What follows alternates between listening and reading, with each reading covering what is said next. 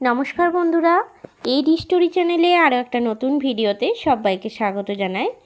আমার আজকের রেসিপি একটা পুরনো দিনের রান্না নিয়ে চলে এসেছি। আজকে আমি রান্না করেছি মোরলা মাছের টক। এই মাছ খেতে কিন্তু খুবই ভালো লাগে আর খাওয়াও কিন্তু খুব ভালো। পুরো ভিডিওটা স্কিপ না করে দেখতে থাকুন। একদম কম উপকরণ দিয়ে এই মাছের টকটা কিন্তু আপনারা সহজেই বানিয়ে নিতে পারবেন। পুরো ভিডিওটা দেখুন, আশা করি ভালো লাগবে। এই মাছের টক বানানোর জন্য প্রথমেই আমি মোরলা মাছটা খুব ভালো করে ধুয়ে নিয়েছি। আমি এখানে নিয়েছি 100 গ্রাম মোরলা মাছ। মাছটা ধুয়ে নেওয়ার পর হলুদ আর লবণ মাখিয়ে রেখে দিলাম।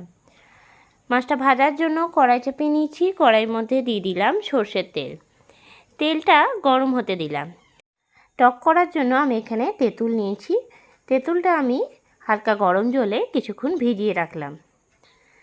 কড়াইয়ে তেলটা ভালো করে গরম হয়ে গেলে দিয়ে দিচ্ছি আমি আগের থেকে নুন হলুদ মাখিয়ে রাখা মাছটা দিয়ে কিন্তু গ্যাসের ফ্লেমটা হাইতে রাখবো। হাই ফ্লেমে মাছটা খুব ভালো ভাজা হয়। মাছের টক করার জন্য কিন্তু মাছটা খুব কড়া করে না ভাজলেও চলবে, তবে ভাজাটা কিন্তু একটুখানি ভালো হতে হবে। গ্যাসের ফ্লেমটা হাইতে করে ভেজে নিচ্ছি।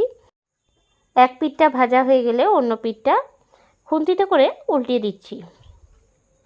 এক পিঠটা কিন্তু খুব সুন্দরভাবে ভাজা হয়ে গেছে।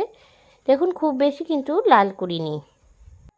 দু পিঠটাই যখন ভেজে নেওয়া হয়ে যাবে তখন আমি তুলে রাখছি থালার মধ্যে। বাকি যে মাছটা আছে সেটাও ওই একই রকমভাবে ভেজে নেব।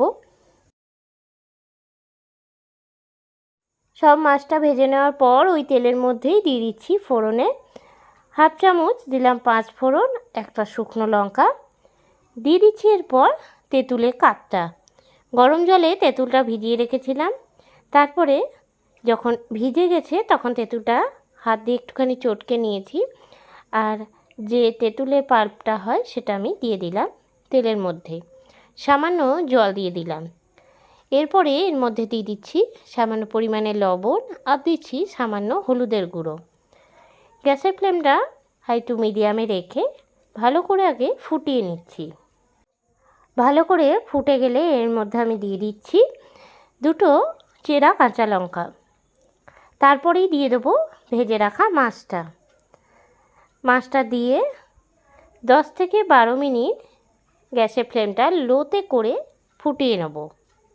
লো ফ্লেমে কিছুক্ষণ যদি ফোটানো হয় তাহলে মাছের মধ্যে কিন্তু টকটা অনেকটাই ঢুকবে আর মাছটা কিন্তু খেতেও ভালো লাগবে। মোরলা মাছের টক কিন্তু খুবই জনপ্রিয়। বাঙালির প্রত্যেকটা ঘরেই এই রান্নাটা হয়ে থাকে। দিয়ে দিচ্ছি 1 চামচ চিনি। টকে কিন্তু একটুখানি চিনি দিলে স্বাদটা খুব ভালো আসে। নাড়িয়ে নিচ্ছি ভালো করে।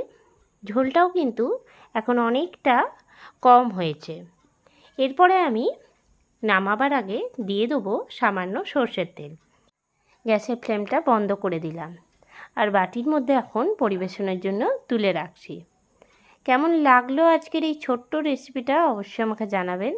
আপনারাও এইভাবে একবার বাড়িতে তৈরি করে দেখবেন, আশা করি খুব ভালো হবে। আজকের রেসিপিটা যদি আপনাদের ভালো লেগে থাকে লাইক করবেন, শেয়ার করবেন।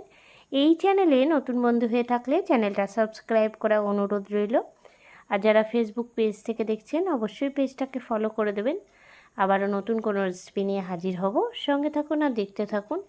সবাই ভালো থাকবেন, সুস্থ থাকবেন। ধন্যবাদ।